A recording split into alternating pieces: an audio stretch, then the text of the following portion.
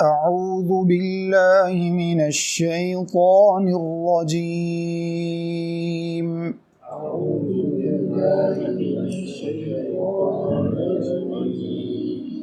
بسم الله الرحمن الرحيم.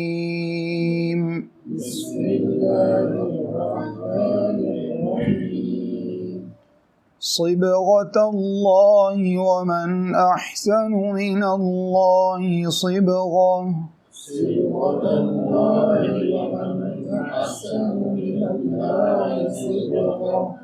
ونحن له عابدون.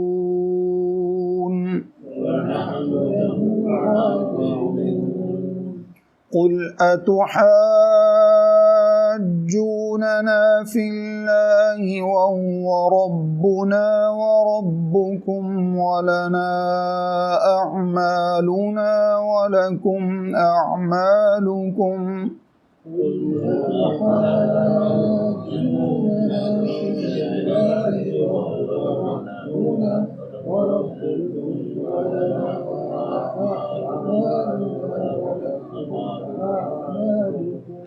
ولنا أعمالنا ولكم أعمالكم ونحن له مخلصون.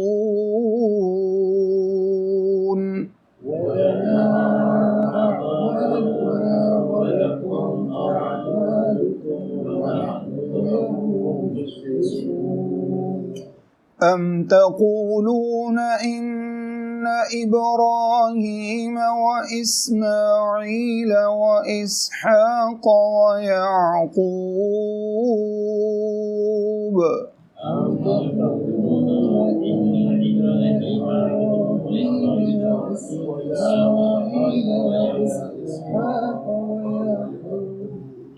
ويعقوب والأسباط كانوا هودا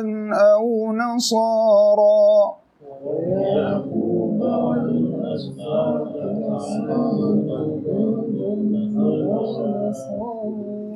قل أأنتم أعلم أم الله؟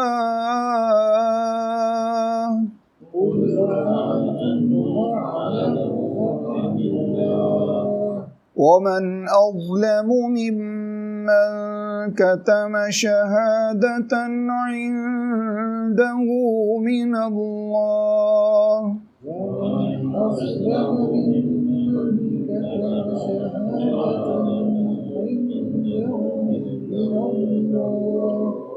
وما الله بغافل عما تعملون.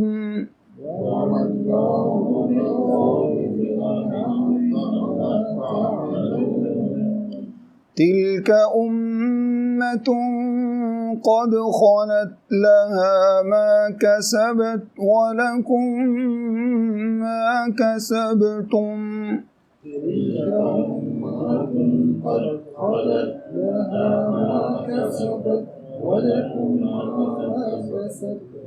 ولا تسألون عما كانوا يعملون.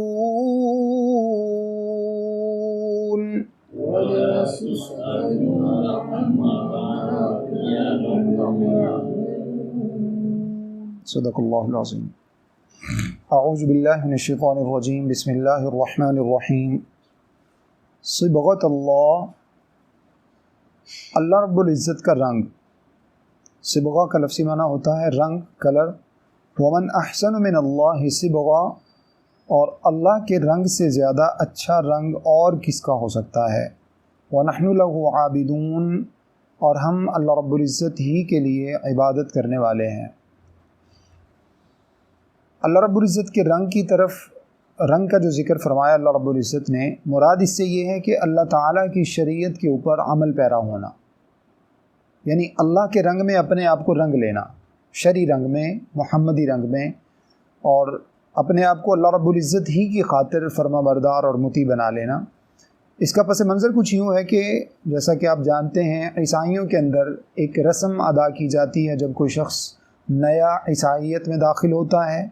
یا پھر ان کے ہاں جب کوئی بچے کی پیدائش ہوتی ہے تو اس کو زرد رنگ میں غسل دیا جاتا ہے، نہلایا جاتا ہے، جس کو بپتسمہ کی رسم کہا جاتا ہے۔ اس کے اندر وہ اس رنگنے کو یہ سمجھتے ہیں کہ اب وہ شخص پراپر طریقے سے کرسچن ہو گیا ہے، پراپر طریقے سے عیسائی ہو گیا ہے۔ اس کا پس منظر یہ ہے بنیادی طور پر، تو اللہ رب العزت نے یہ بات بیان فرمائی کہ جو ظاہری طور پر اپنے آپ کو رنگوں میں رنگنا یہ کوئی معنی نہیں رکھتا۔ اصل جو بات ہے وہ تو ہے اللہ رب العزت کی شرعیت کے اوپر عمل کرنے کی، فرما بردار ہونے کی،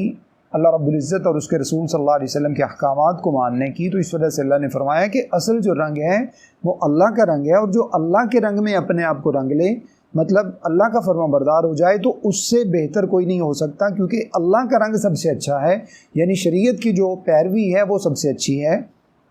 تو اس وجہ سے اسی کی عبادت کی جائے اور اسی کے لیے اپنے آپ کو فرما بردار سمجھا جائے۔ اگلی آیت میں دیکھیں اللہ رب العزت نے فرمایا قُلْ أَتُحَاجُّونَنَا فِي اللَّهِ وَهُوَ رَبُّنَا وَرَبُّكُمْ، اے نبی صلی اللہ علیہ وسلم آپ ان سے کہہ دیجئے کہ تم ہمارے ساتھ جھگڑا کرتے ہو۔ أَتُحَاجُّونَنَا، اس میں جو حمزہ ہے یہ استفہام کے لیے ہوتا ہے، کویسچن مارک ہوتا ہے، جس کا معنی یہ ہے کہ کیا تم ہمارے ساتھ اللہ کے بارے میں جھگڑا کرتے ہو؟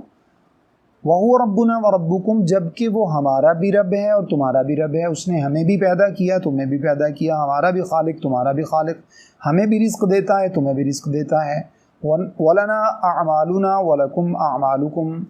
اور ہمارے اعمال ہمارے لیے، تمہارے اعمال تمہارے لیے۔ وَنَحْنُ لَهُ مُخْلِصُونَ، اور ہم تو اللہ ہی کے لیے اپنے آپ کو خالص رکھیں گے، ہم تو اس کی توحید پہ کوئی حرف نہیں آنے دیں گے، ہم تو اسی کی شریعت کو فالو کریں گے، اسی کے مطابق اپنی زندگی کو گزارنے کی کوشش کریں گے۔ مراد اس سے یہ اللہ رب العزت نے فرمایا کہ ان یہود سے کہیے کہ کیا تم ہمارے ساتھ صرف اس وجہ سے جھگڑا کرتے ہو کہ ہم اللہ کے ساتھ کسی اور کو شریک نہیں ٹھہراتے؟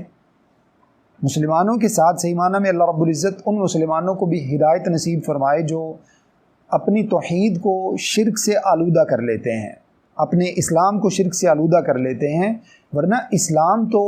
خالصتاً ابراہیم علیہ السلام کے دین کی طرح یک طرفہ دین ہے، جس کے اندر توحید کے علاوہ کوئی دوسرا پہلو نہیں ہے، شرک کی یہاں پر آمیزش تک نہیں ہے۔ یہودیت کے اندر بھی شرک ہے، عیسائیت کے اندر بھی شرک ہے، باقی جتنے مذاہب ہیں ان سب کے اندر شرک ہے۔ اسلام اس چیز سے پاک تھا،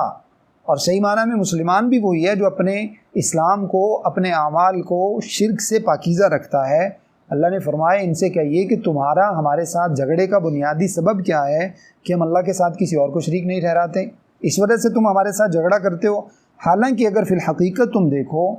تو اسی اللہ نے تمہیں پیدا کیا ہے، وہی تمہارا رب ہے، وہی ہمارا رب ہے، اسی اللہ رب العزت وہی تمہیں پالنے والا ہے، وہی ہمیں پالنے والا ہے۔ تو پھر لڑائی کا تو کوئی معنی نہیں ہے، بلکہ تمہیں تو ہماری فرما برداری کرنی چاہیے، تمہیں تو اس شریعت کے مطابق عمل پیرا ہونا چاہیے، جو شریعت تمہیں شرک سے روک کر خالص اللہ کی توحید کی طرف لاتی ہے۔ لیکن تم ہو کہ تم جو ہے وہ اس بات کے اوپر ہمارے ساتھ ہی جھگڑا شروع کر دیا ہے۔ اللہ رب العزت نے فرمایا پھر ان سے کہہ دیجئے کہ ہمارے لیے تمہارے اعمال، ہمارے اعمال تمہارے لیے تمہارے اعمال۔ جیسے دوسری جگہ پر اللہ رب العزت نے فرمایا لا تزر وازرۃ وزر اخری، قیامت والے دن کوئی بوجھ اٹھانے والا کسی دوسرے کا بوجھ نہیں اٹھائے گا، مطلب کل قیامت والے دن ہمارے اعمال کے متعلق تم سے باز پرس نہیں ہوگی،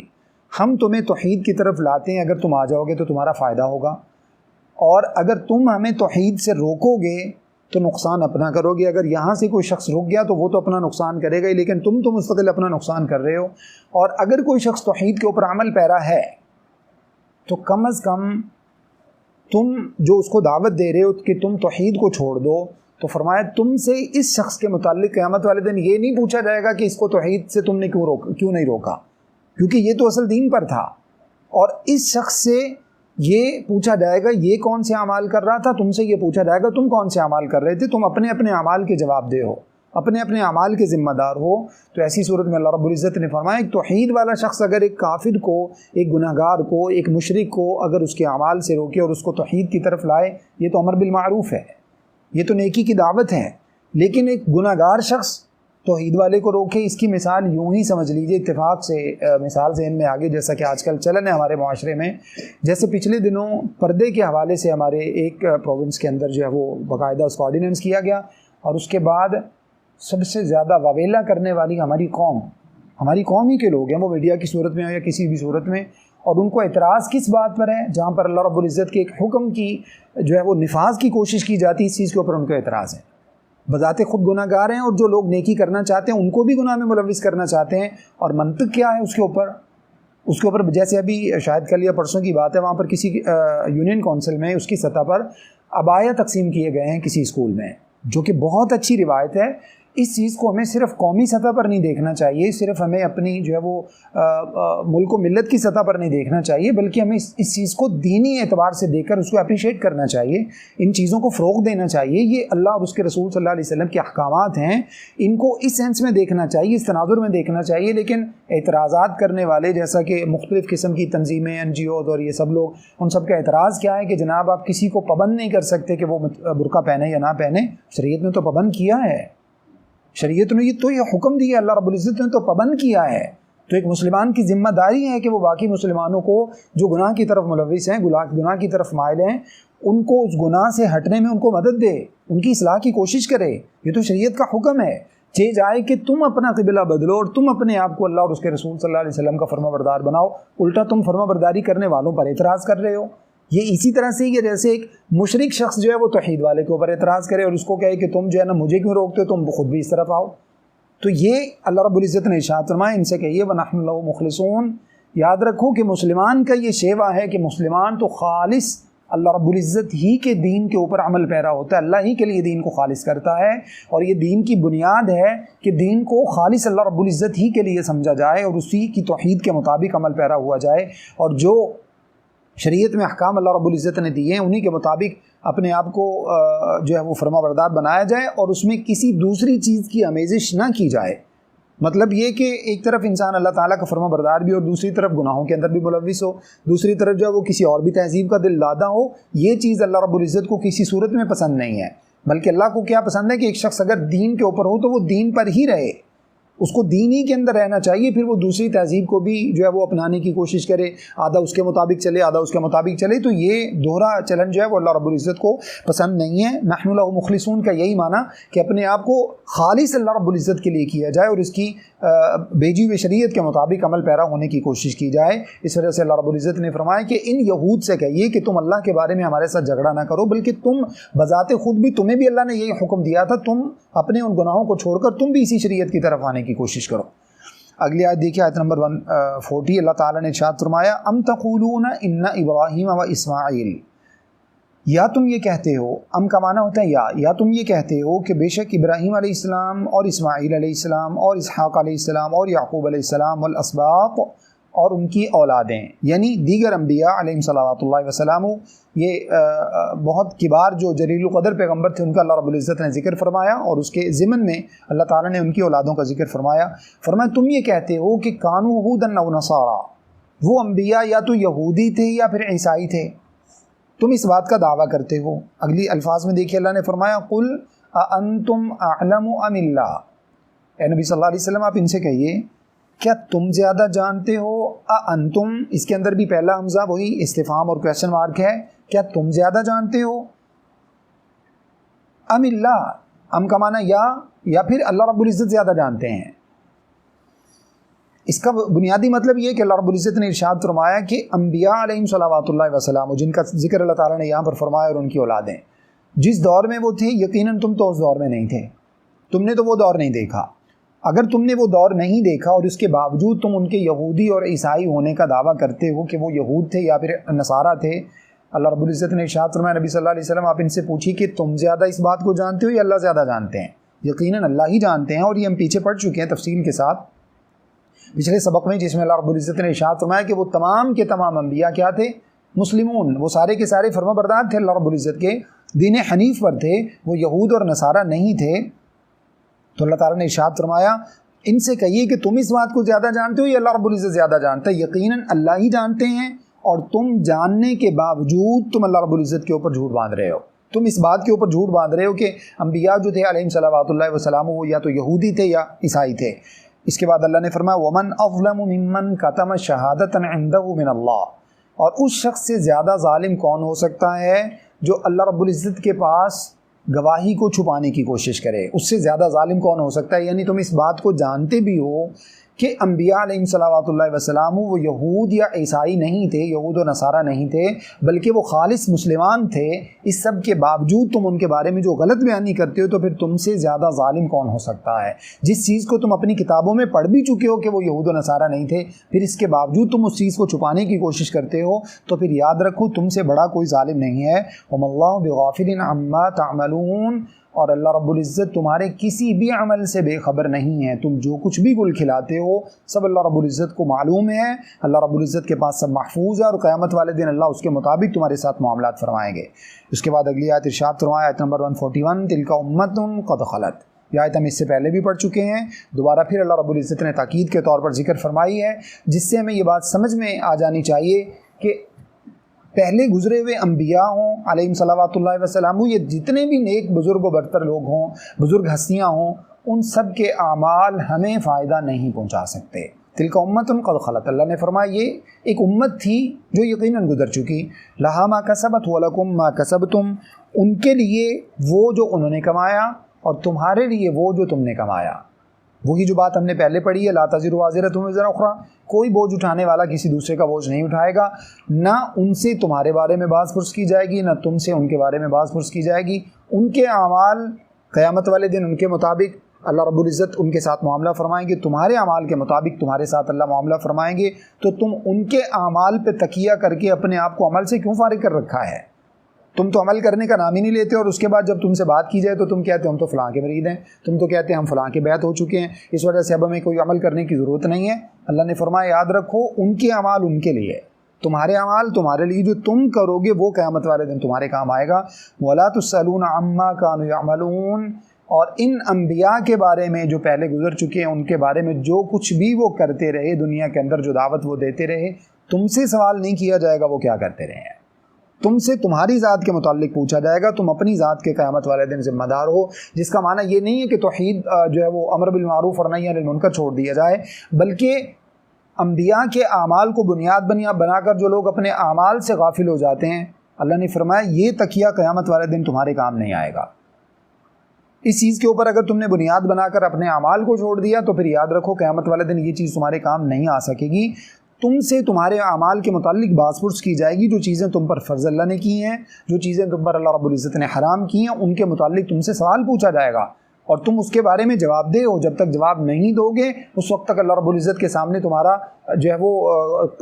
آگے سلسلہ تمہارا مکمل نہیں ہوگا، اور جنت اور جہنم کا فیصلہ تمہارے اعمال کی بنیاد پر ہوگا۔ اگر تم نے غلط اعمال کیے ہوں گے اور اس کے بعد پھر بھی تم یہی سمجھو گے کہ نہیں ہماری تو نسبت بڑی اچھی ہے، تو اس سے پہلے ہم حدیث پڑھ چکے ہیں جس میں نبی صلی اللہ علیہ وسلم نے ارشاد فرمایا، من بطأ به عمله لم يسرع به نسبه، كما قال علیہ الصلوۃ والسلام، جس شخص کو اس کے عمل نے پیچھے چھوڑ دیا، اس کی نسبت، اس کی بیعت، اس کا کسی کا مرید ہونا، اس کا کسی کے ساتھ جڑ جانا، یہ سب چیزیں اس کو قیامت والے دن فائدہ نہیں پہنچا سکیں گی۔ اس کے بعد اگلا پارہ اللہ رب العزت نے فرمایا،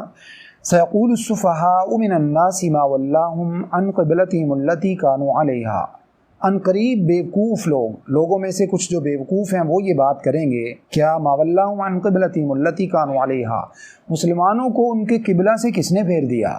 مسلمان جس قبلہ کے اوپر تھے اس قبلہ سے ان کو کس نے منع کر دیا کہ اب تم اس کو چھوڑ کر دوسرے قبلہ کی طرف آ جاؤ؟ اللہ نے فرمایا، قل للہ المشرق والمغرب، ان سے کہہ دیجئے کہ مشرق اور مغرب تو اللہ ہی کے لیے ہیں، یہدی من یشاء الی صراط مستقیم، وہ جس کو چاہے سیدھے رستے کی طرف ہدایت دے دیتا ہے۔ اس چیز کے اندر اللہ رب العزت نے اس آیت کریمہ میں آیت نمبر 142 میں اللہ رب العزت نے ایک بہت بڑا اصول بیان فرمایا ہے، اس اصول کو سمجھنے کی کوشش کیجیے گا۔ یہ عبادات کا مغز ہے، یہ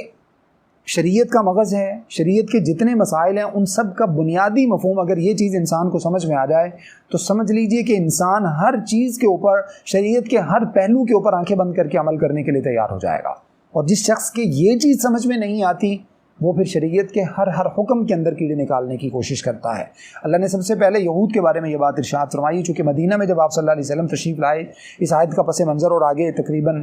جو ہے وہ 1.5 رکوع تک اللہ رب العزت نے اسی جو ہے وہ ٹاپک کو ذکر فرمایا ہے، جو کہ تحویل قبلہ کا ٹاپک ہے، جس میں اللہ رب العزت نے قبلہ کو تبدیل فرمایا۔ اس کا پس منظر یہ ہے کہ نبی مکرم صلی اللہ علیہ وسلم جب ہجرت کر کے مدینہ تشریف لائے تو مدینہ آنے کے بعد آپ صلی اللہ علیہ وسلم، چونکہ اس سے پہلے جب مکہ میں آپ صلی اللہ علیہ وسلم تھے تو بیت اللہ کی طرف رخ کر کے نماز پڑھتے، بیت اللہ سامنے پڑتا اور اس سے آگے بیت المقدس پڑتا، جس سے کوئی فرق نہیں پڑتا تھا، مطلب دونوں سمتیں ہی سامنے آ جاتی تھیں، تو اس وجہ سے کوئی ایسا ایشو نہیں تھا۔ جب آپ صلی اللہ علیہ وسلم مدینہ تشریف لائے تو ابھی چونکہ شریعت کے تمام احکامات نازل نہیں ہوئے تھے دین اسلام کے، ابھی نزول کا سلسلہ چل رہا تھا، قرآن پاک میں بھی مکمل نہیں ہوا تھا، باقی بھی احکامات نازل ہو رہے تھے۔ اس کی وجہ سے جب آپ صلی اللہ علیہ وسلم یہاں تشریف لائے تو یہود جو تھے وہ بیت المقدس کی طرف رخ کر کے نماز پڑھا کرتے تھے، بیت المقدس کی طرف رخ کر کے نماز پڑھا کرتے تھے۔ نبی مکرم صلی اللہ علیہ وسلم بھی بیت المقدس کی طرف رخ کر کے نماز پڑھتے رہے، تقریباً 16 یا 17 مہینے آپ صلی اللہ علیہ وسلم بیت المقدس کی طرف رخ کر کے نماز پڑھتے رہے۔ لیکن آپ صلی اللہ علیہ وسلم کی خواہش اور چاہت ہمیشہ سے یہ رہی کہ آپ علیہ الصلوۃ والسلام جو قبلہ ابراہیمی تھا بیت اللہ کی طرف رخ کر کے نماز پڑھیں۔ اب یہاں پر کچھ کنڈیشن اس طرح کی ہو گئی تھی کہ اگر آپ صلی اللہ علیہ وسلم بیت اللہ کی طرف رخ کرتے ہیں تو بیت المقدس پیچھے پڑتا ہے، اور اگر بیت المقدس کی طرف رخ کرتے ہیں تو بیت اللہ پیچھے پڑتا ہے۔ جیسا کہ اللہ رب العزت نے جن کو توفیق دی ہے مسجد قبلتین میں خاص طور پہ آپ نے دونوں قبلے دونوں طرف جو ہے وہ جائے نماز بنے ہوئے ہیں، ایک بالکل جو ہے نا وہ اس طرف ہے اور دوسرا بالکل تقریباً اس کے اپوزٹ جو ہے وہ اس طرح سے اس کی کنڈیشن ہے۔ تو اب ایسے میں اللہ کے نبی صلی اللہ علیہ وسلم کی چاہت ہمیشہ سے یہ رہی کہ آپ صلی اللہ علیہ وسلم بیت اللہ کی طرف رخ کر کے نماز پڑھیں۔ اللہ رب العزت نے قبلہ کا جب حکم بیان فرمایا تو اب یہ چیز یہود کو ہضم نہیں ہوئی، یہود اس سے بڑی پریشان ہوئے۔ اللہ رب العزت نے فرمایا کہ یہی وہ بیوقوفوں کا طبقہ ہے جن کو اصل میں یہ بات سمجھ میں نہیں آ رہی کہ سمتیں کوئی معنی نہیں رکھتی، کسی بھی سمت کی طرف اللہ رب العزت جو میں آپ کے سامنے اصول بیان کر رہا تھا، اللہ رب العزت کسی بھی بات کا حکم بیان فرما دیں۔ آج خاص طور پہ ایک لبرل اور سیکولر طبقہ شریعت کے ہر پہلو کے اندر اس کو یا تو انسانیت سے جوڑنے کی کوشش کرتا ہے یا اس کو تہذیب و ثقافت سے کلچر سے جوڑنے کی کوشش کرتا ہے، اور پھر جو ہے وہ آپ یوں سمجھ لیجئے کہ خاص اسپیسیفکلی اسی مسئلے کے اندر جو ہے وہ اسی کے اندر بحث کی جاتی ہے، چاہے جائے کہ اس کو اس چیز کے مطابق سمجھا جائے، اس تناظر میں سمجھا جائے کہ وہ اللہ کا حکم ہے، اس کی حکمت ہمیں سمجھ میں آئے یا نہ آئے۔ اکثر تو احکامات کی حکمت ہمیں سمجھ میں آ جاتی ہے، اس کے فوائد اس کے بینیفٹس ہمیں دنیا میں نظر آ جاتے ہیں۔ جیسے پردے کی ہم نے بات کی اس سے پہلے، تو پردہ ہی کے بینیفٹس اگر ہم دیکھیں تو اللہ رب العزت کا قرآن میں فرمان ہے یا ایھا النبی قل لازواجک وبناتک ونساء المؤمنین یدنین علیہن من جلابیبہن، اے نبی صلی اللہ علیہ وسلم آپ اپنی بیویوں سے، مومنہ عورتوں سے، مومن بیٹیوں سے، ان سب سے کہہ دیجئے یہ اپنی اوڑھنیاں جو ہیں وہ ہمیشہ اپنے سروں پر ڈال کر رکھا کریں اور اپنے آپ کو جو ہے وہ اس لبادے کے اندر چھپا کر رکھا کریں۔ ذالک ادنی یعرفن فلا یؤذین، یہ اللہ نے حکمت بیان فرمائی ہے، فرمایا کہ اس کا نتیجہ یہ ہوگا کہ ان کو شریف ذاتیاں سمجھ کر کوئی چھیڑنے سے پرہیز کرے گا، کوئی بھی ان کی طرف غلط نظر اٹھانے سے پرہیز کرے گا، ان کی طرف جو ہے وہ غلط آنکھ اٹھانے سے، ان کی طرف کسی بھی کوئی شیطانی پہلو جو ہے وہ ان کی طرف آنے میں ٹائم لگے گا۔ لیکن اگر پردہ چھوٹ گیا تو اس کا مفہوم مخالف کیا نکلے گا؟ جب پردہ نہیں ہوگا تو شیطان کو بہت آسانی سے موقع ملے گا، جس کی وجہ سے ان کو کوئی بھی شریف ذاتیہ نہیں سمجھے گا۔ یہ مفہوم پلے باندھ لیجئے۔ اصل جو چیز اس کے اندر ہے وہ پردہ کا حکم ہو، وہ جہاد کا حکم ہو، وہ عبایا کا حکم ہو، وہ نماز کا حکم ہو، وہ اسلامی طرز معاشرت کو اپنانے کا حکم ہو، اسلام کے مطابق زندگی گزارنے کا حکم ہو، یہ تمام چیزیں اس کے اندر اصل بنیاد کیا ہے؟ جس خالق نے مجھے اور آپ کو پیدا کیا ہے وہ بہتر جانتا ہے کہ ہمیں زندگی کس طرح گزارنی چاہیے۔ اس نے ایک نظام حیات ہمیں قرآن و سنت کی صورت میں دے دیا ہے۔ اب اس کی حکمت بعض مرتبہ ہمیں سمجھ میں آتی ہے، بعض مرتبہ نہیں آتی، اس کی مثال اللہ تعالیٰ کے ساتھ تو بیان نہیں کی جا سکتی، لیکن آپ اپنے بیٹے کے، اپنی بیٹی کے اتنے زیادہ محبت کرنے والے ہونے کے باوجود اس کو ڈانٹتے کیوں ہیں؟ کیونکہ بہت سے اپنے نقصانات کو وہ نہیں سمجھتا۔ اسی طرح سے ہم اپنے بہت سے نقصانات کو نہیں سمجھتے، جس کی وجہ سے اللہ رب العزت نے ہمیں کچھ پابندیاں بیان فرمائی۔ اپنے آپ کو ان پابندیوں کے اندر رکھو گے جو اللہ رب العزت کی بیان کردہ ہیں، جو اللہ تعالیٰ کی وضع کردہ ہیں، اپنے آپ کو اسلام کے اس دائرہ کار کے اندر اگر اپنے آپ کو ڈھال کے رکھو گے تو اللہ رب العزت تمہیں دنیا کے مفاسد سے بھی بچائیں گے، قیامت والے دن اللہ رب العزت تمہیں عذاب عظیم سے بھی بچائیں گے۔ اس وجہ سے ہر حکم کو اس پہلو میں دیکھنا ہے۔ اللہ رب العزت نے فرمایا یہ بیوقوفوں کا ٹولہ ہے جو آج تحویل قبلہ کے اندر نقص نکالنے کی کوشش کرتا ہے، کل ان کے فالوورز عبایا کے اندر نقص نکالنے کی کوشش کریں گے، شریعت کے دیگر احکام میں نقص نکالنے کی کوشش کریں گے۔ ان کو اصل بات سمجھ میں آنی چاہیے، اور وہ کیا ہے؟ قل للہ المشرق والمغرب، تم کیا سمجھتے ہو کہ یہ تحویل قبلہ، کسی ایک سمت کی طرف منہ کر لینا، اس کے اندر کوئی پسند نا پسند کا مسئلہ ہے جس کی وجہ سے ہم چاہتے ہیں اچھا ہم اس طرف منہ کر لیتے ہیں تم اس طرف منہ کر لو؟ اصل مسئلہ یہ نہیں ہے۔ اصل مسئلہ یہ ہے کہ اللہ رب العزت نے حکم دے دیا، اللہ رب العزت بیت اللہ سے منع کر کے بیت المقدس کی طرف نماز پڑھنے کا حکم دے دیتے، ہمارے لیے دنیا جہان وہی تھا۔ اسلام کا مطلب یہ ہے جو پیچھے اللہ نے فرمایا نا، دو الفاظ فرمائے، نحن لہ مسلمون اور نحن لہ مخلصون، اس کا یہ معنی ہے ہم اسی کے لیے فرما بردار اور اسی کے لیے مخلص اور سنسیئر۔ جب اللہ نے حکم دے دیا تو پھر ادھر فرمانے محمد ہو، ادھر گردن جھکی ہو، ہوتے ہوئے مصطفیٰ کی گفتار مت دے کسی کا قول و کردار، ساری کائنات ایک طرف کھڑی ہو جائے، ایک طرف اللہ رب العزت کا حکم ہے، رسول اللہ صلی اللہ علیہ وسلم کا حکم ہے، کائنات جہاں جاتی ہے جائے، وہی ہوگا جو اللہ تعالیٰ کا حکم ہے۔ یہ مسلمان کا بنیادی اسلام کا فلسفہ ہے۔ جس کے یہ سمجھ میں آ گیا اس کو شریعت کے کسی بھی حکم کے اوپر عمل پیرا ہوتے ہوئے گھٹن محسوس نہیں ہوگی، کسی بھی حکم پر عمل کرتے ہوئے بجا لاتے ہوئے اس کو ذرے کے برابر دل کے اندر کوئی ڈاؤٹ پیدا نہیں ہوگا، کوئی شک و شبہ جو ہے وہ اس کے دل کے اندر پیدا نہیں ہوگا۔ جب اس کے دل میں یہ چیز راسخ ہو جائے کہ جو اللہ کا حکم ہے وہ کچھ بھی ہو جائے مجھے اس کو فالو کرنا ہے، اور پھر اس کو دنیا کے اندر اس کے جو محاسن ہیں، دنیا کے اندر جو اس کے فوائد اور بینیفٹس ہیں وہ بھی اس کو ملنا شروع ہو جاتے ہیں، آخرت کے اندر بھی یقینی طور پر اللہ رب العزت کے اس شخص کا حصہ محفوظ ہے۔ تو اللہ نے فرمایا ان کو بتائیے اصل جو بات ہے وہ یہ کہ للہ المشرق والمغرب، مشرق و مغرب تو اللہ کے لیے ہیں، وہ جس طرف حکم دے گا وہ جہاں کہے گا، جہاں اس کا فرمان ہوگا ہم وہیں پر کھڑے ہو جائیں گے، جہاں اس کا فرمان ہوگا وہاں پر ہم چل پڑیں گے۔ یہدی من یشاء الی صراط مستقیم، اصل بات تو یہ ہے کہ وہ اللہ جس کو چاہتے ہیں صراط مستقیم اور سیدھے راستے کی طرف ہدایت دے دیتے ہیں، جو تمہارے حصے میں نہیں آ سکی ہے، یہود کے حصے میں نہیں آ سکی ہے، نصارہ کے حصے میں نہیں آ سکی ہے، مسلمانوں کے حصے میں آئی ہے۔ اللہ رب العزت اس میراث کو مسلمانوں کو سنبھالنے کی توفیق عطا فرمائے، اس کو سمجھنے کی توفیق عطا فرمائے۔ یہ بہت بڑی میراث ہے جو اللہ رب العزت نے اس امت کو عطا فرمائی ہے۔ اگلی آیت کے اندر اللہ رب العزت نے اس کا بطور خاص تذکرہ بھی فرمایا، اگلی آیت دیکھیے، وَكَذَلِكَ جَعَلْنَاكُمْ أُمَّةً وَسَطًا، ارشاد فرمایا اے لوگو ہم نے تمہیں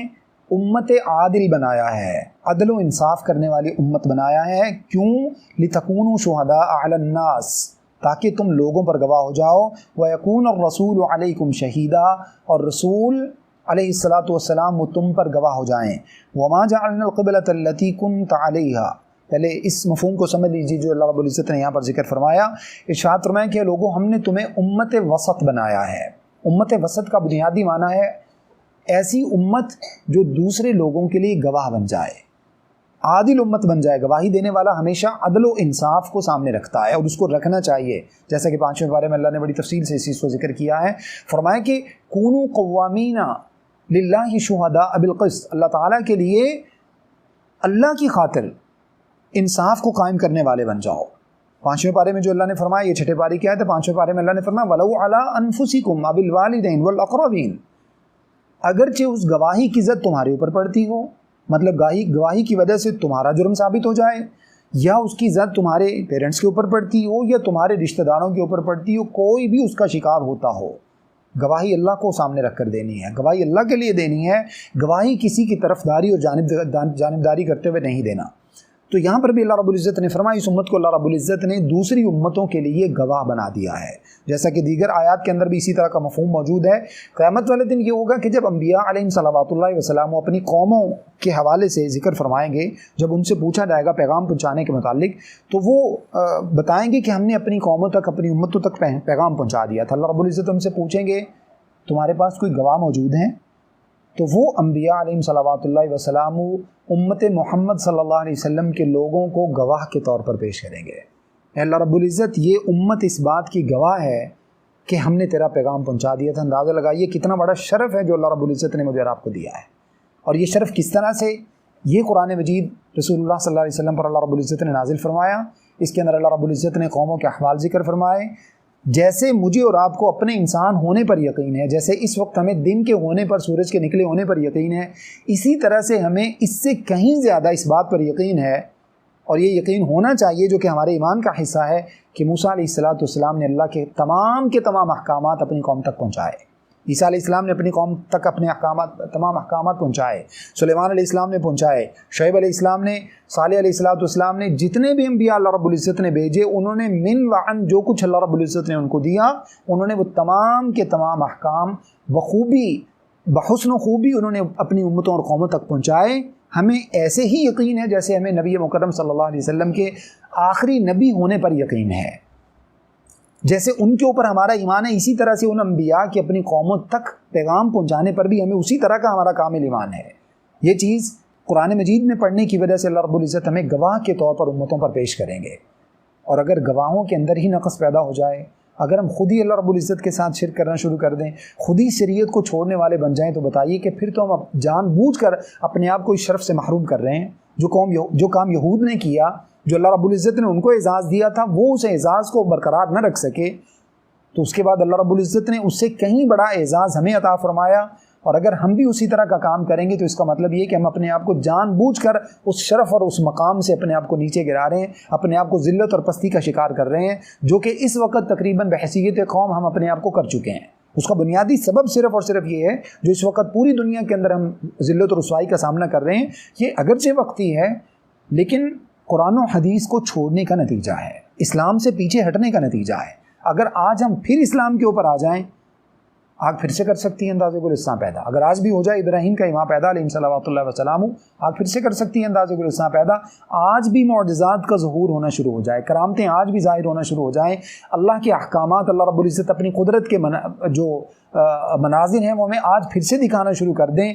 وہی سلسلے دوبارہ پھر سے ہو جائیں جو صحابہ کے دور میں ہوتے تھے، اگر ہم ان جیسے مومن بن جائیں، اللہ رب العزت ہمیں توفیق عطا فرمائے، تو یہ اللہ تعالیٰ کی طرف سے بہت بڑا شرف ہے جس سے ہم اپنے آپ کو محروم کر رہے ہیں۔ اللہ نے فرمایا ہم تمہیں امتوں کے اوپر گواہ کے طور پر پیش کریں گے، اور اس کے بعد اس امت کے بارے میں محمد صلی اللہ علیہ وسلم گواہی پیش کریں گے۔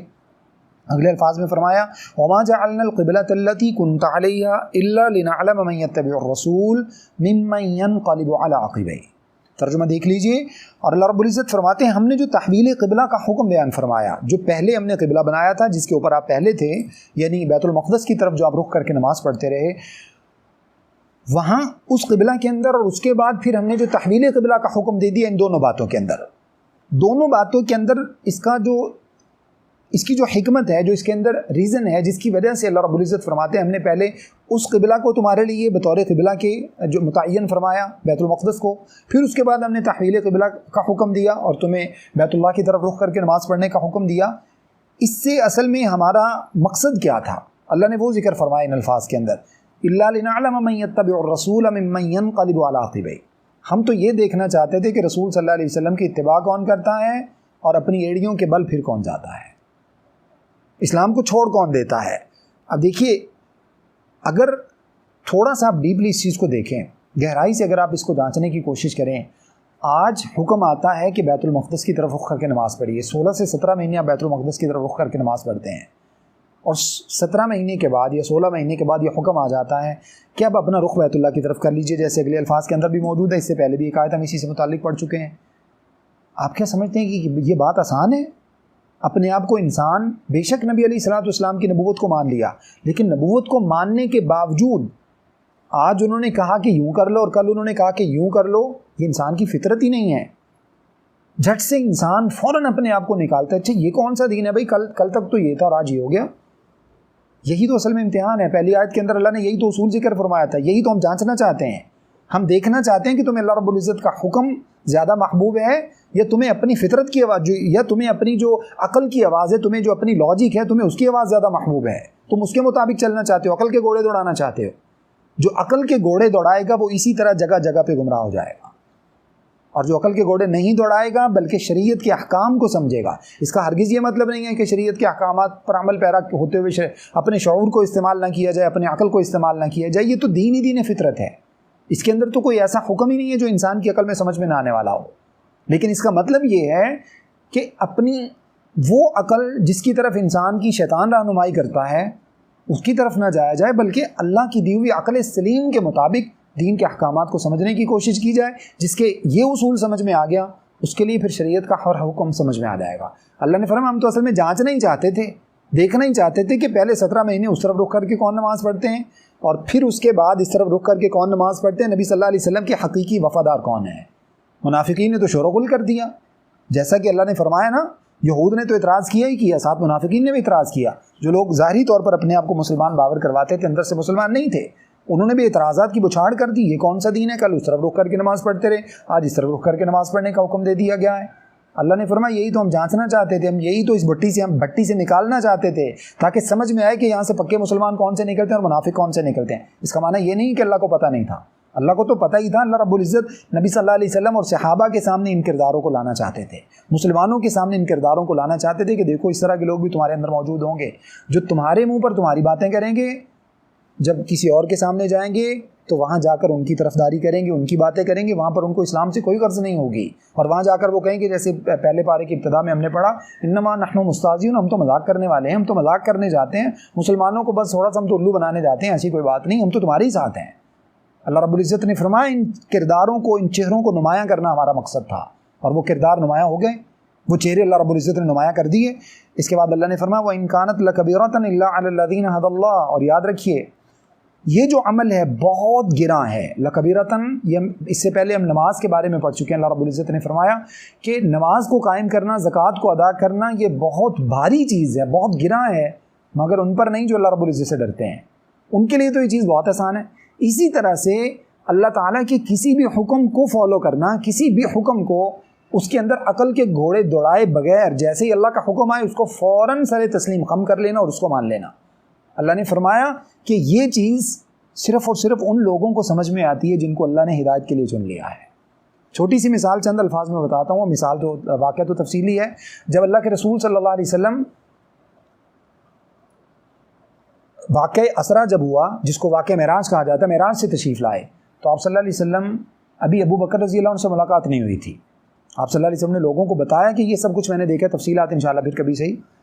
کفار کو موقع مل گیا، فوراً بھاگے ابو بکر صدیق رضی اللہ عنہ کے پاس۔ ابو بکر ایک شخص کہتا ہے میں رات کو یہاں سے نکلا اور راتوں رات میں یہاں سے جو ہے نا وہ بیت المقدس گیا، بیت المقدس سے آسمانوں کی سیر کر کے ممکن ہے؟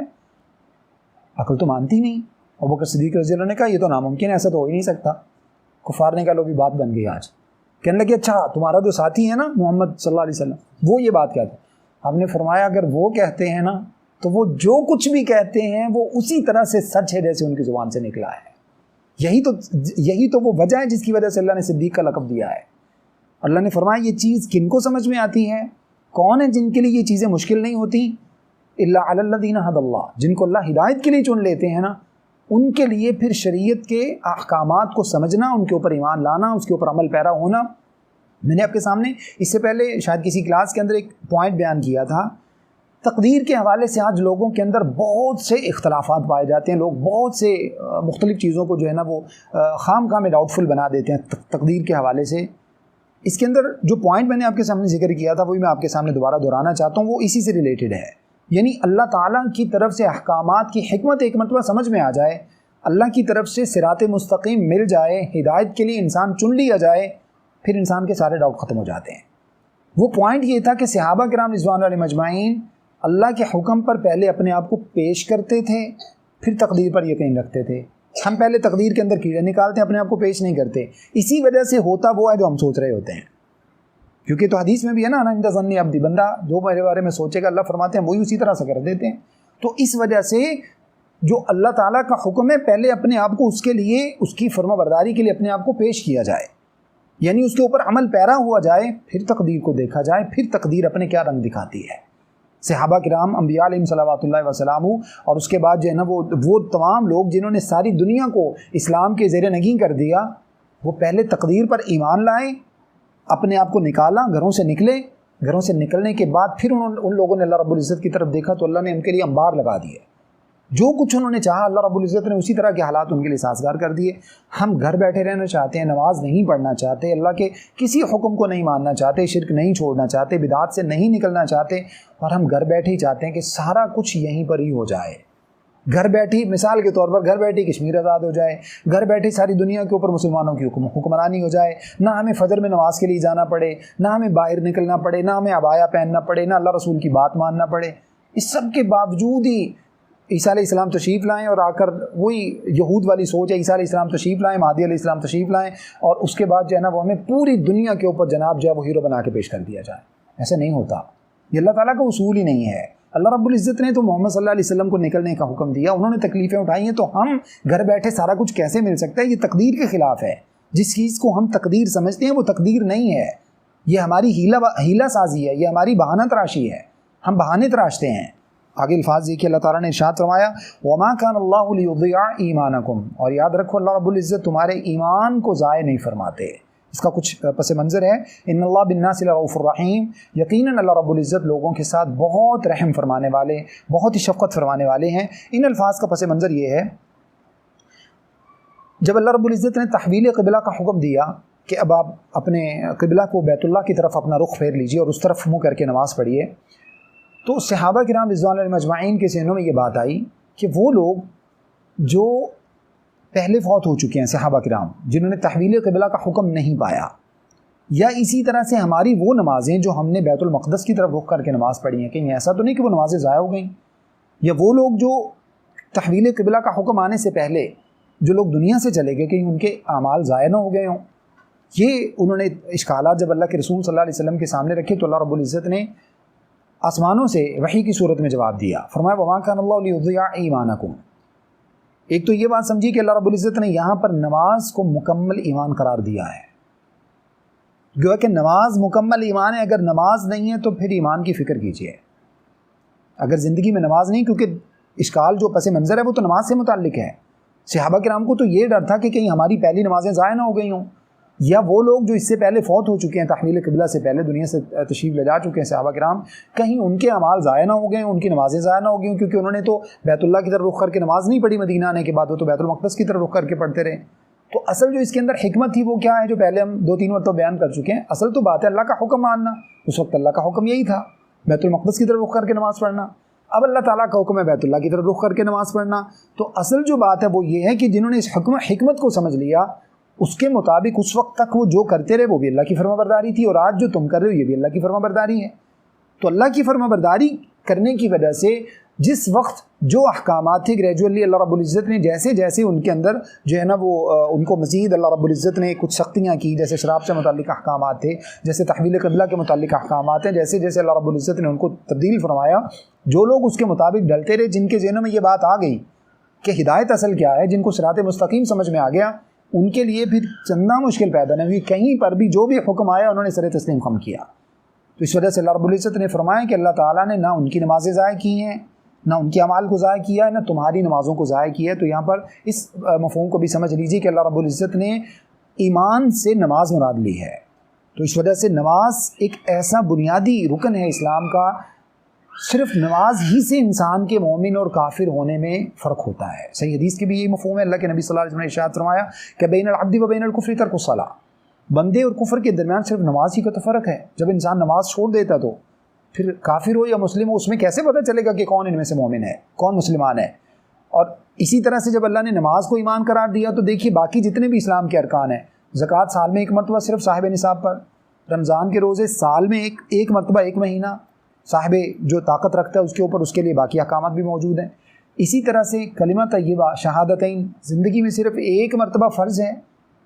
جو مسلمان ہونے کے لیے فرض ہے۔ اس کے بعد آپ جب بھی کلمہ طیبہ پڑھتے ہیں ذکر اذکار کے طور پر پڑھتے ہیں، اس کے بعد فرض نہیں ہے، وہ بھی زندگی میں ایک مرتبہ۔ اور حج بیت اللہ بھی زندگی میں ایک مرتبہ فرض ہے، اس کے علاوہ اگر کوئی نفل کے طور پر کرنا چاہے تو ایک الگ بات ہے، اور وہ بھی صاحب استطاعت پر۔ تو آ جا کے کون سی چیز بچی ہے جو روزانہ آپ کو پرے کرنی ہے؟ صرف نماز ہے۔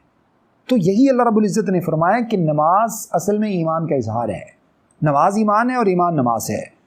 اللہ تعالیٰ سے دعا ہے کہ جو کچھ میں نے آپ کے سامنے بیان کیا مجھے اور آپ سب کو سمجھنے، عمل کرنے اور آگے پہنچانے کی توفیق عطا فرمائے۔ استغفر اللہ لی ولکم ولسائر المسلمین۔